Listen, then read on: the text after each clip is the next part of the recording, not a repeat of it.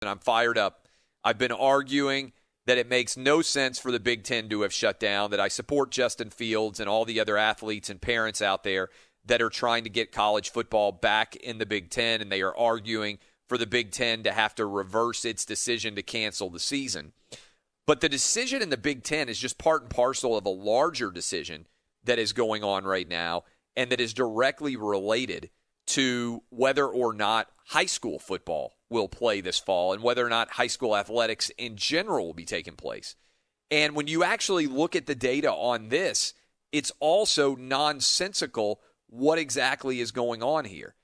In fact, it's totally turned into a partisan political issue about whether or not high school football is going to be played.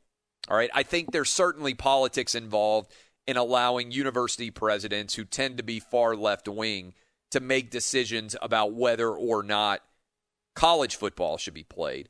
But I think a lot of you out there are like, wait a minute, it makes total sense for high school football to be played, or at least to give kids the option of whether or not to play. And so here's the latest numbers and data on where high school football is going to be played this fall, okay? And I understand out there, we got people listening in all 50 states. Some of you are going to be better informed about your particular state decision that's being made or has been made than I am, right? It's hard to be on top of all 50 states perfectly, but I believe I have an accurate rendition here, and I think it's an important discussion to have. All right, so here I'm going to run through the states that I believe are going to play this fall for sure, all right? Georgia, Florida, Alabama, Arkansas, Tennessee, South Carolina, Mississippi, Missouri, Oklahoma, Texas. And by the way, the governor of Florida, Ron DeSantis, came on this program last week and said we're playing high school football. The governor of Texas, Greg Abbott, came on this program and said we're playing high school football in Texas. So two of those governors have actually been on this show and argued that they're going to play, okay? West Virginia, Indiana, Iowa, Ohio, still a little bit iffy, but it appears Ohio is going to happen, Nebraska, Utah, Arizona, Wyoming, Idaho, North and South Dakota, New Hampshire, Massachusetts, maybe a little bit iffy, but appears maybe it's going to happen, Vermont, and Alaska. Do you know what all of those states I just gave you have in common? They all have Republican governors. In fact, if your state has a Republican governor right now, the only state that is not going to play with a Republican governor is the state of Maryland. So much for crab cakes and football being what Maryland does. I guess they're down to only crab cakes. Okay? That's a pretty interesting topic. There are 26 Republican governors in the country right now. 25 of them in their state, high school football is happening. It appears that states with Democratic governors that are going to play this fall, Kentucky, Wisconsin, Maine, Rhode Island, Montana, Connecticut, Kansas, and Louisiana, which is set to start in October. All right? All of those states, it appears, are going to play this fall. That is the Democratic states. Here are the states that are not going to play. Pennsylvania, battle is ongoing, but the governor's recommending no fall football. We'll see what happens in Pennsylvania. Michigan, Virginia, Minnesota, North Carolina, Nevada, Illinois, California, Oregon, Colorado, Washington, Hawaii, Nevada, New Mexico, and Delaware. All of those states are saying, no, we are not going to play. New York and New Jersey still have to decide. So, the math here. This should not be political, right? Whether or not your sons are able to play high school football, for everybody out there listening, it shouldn't matter whether you're a Democrat, whether you're a Republican, or whether you're an independent. We should look at the data and make decisions based on the data. And I believe the data is straightforward and clear. Kids should be in school and kids should be able to play sports. And that goes for cross country or for football, right? Whatever fall sports are going on in high schools across this entire country, kids should be playing. I think the benefit to kids of being in school is clear. The American Association of Pediatricians, 67,000 of them, said, yes, kids should be in school. The CDC said, yes, kids should be in school. The science is clear. Kids should be in school. And as I said in the open, I'm not just saying that because I care about football or sports in general. I'm saying it because as a parent, that's the exact choice that I am making. I want my kids in school. I believe it's better for them to be in school than not be in school. Okay? Yet, if you look at the data of where we are right now in this country, 25 out of 26 Republican governors are saying right now, let's go play.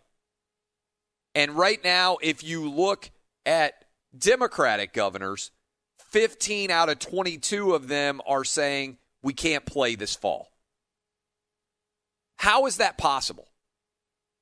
How is it possible that you can't look at the data and make a rational and reasonable decision? And in fact, this is also the same issue that is now going on with college football. The Pac-12 is left-leaning, and they are not going to play college football this fall. The Big Ten presidents are left-leaning, and they shut down the Big Ten being able to play this fall.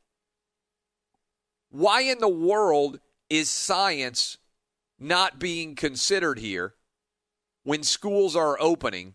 How is it that it is totally illogical decision-making that's being made in the Big Ten and I believe in all these states that are deciding not to let their kids play?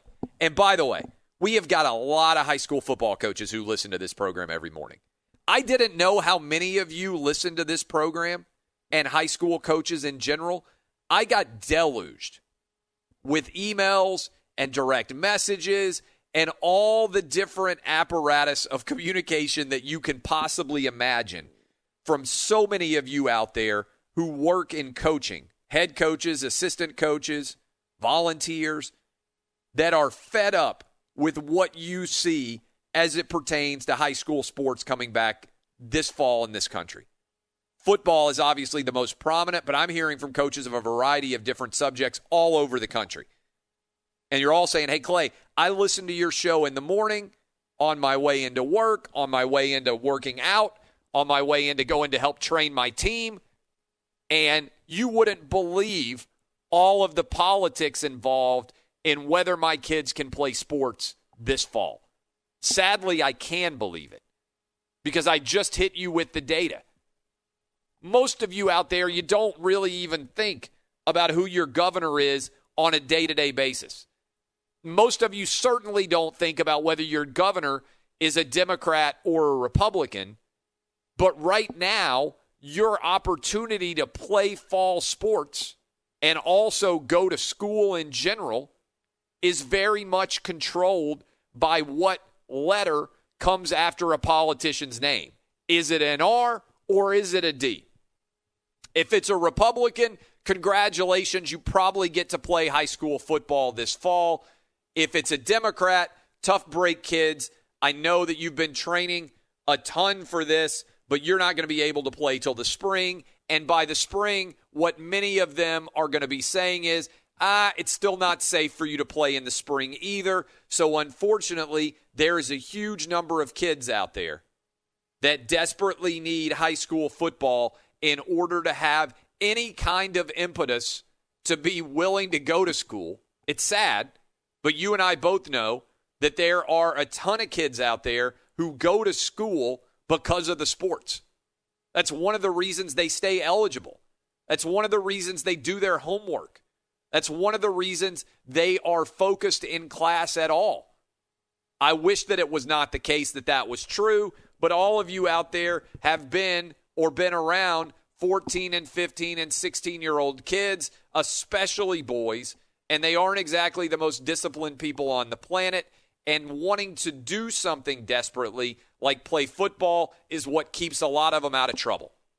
And it's what puts a lot of them, frankly, interacting with coaches who are helping to put them on the right path. And that's why I always say on this program, because we got a lot of kids who listen on their way into class 2 and on their way into school, kids, use the ball, don't let it use you. You may be young and you may not understand it yet, but your career is going to come to a close, and most of you are going to have your career come to a close a lot younger than you want it to.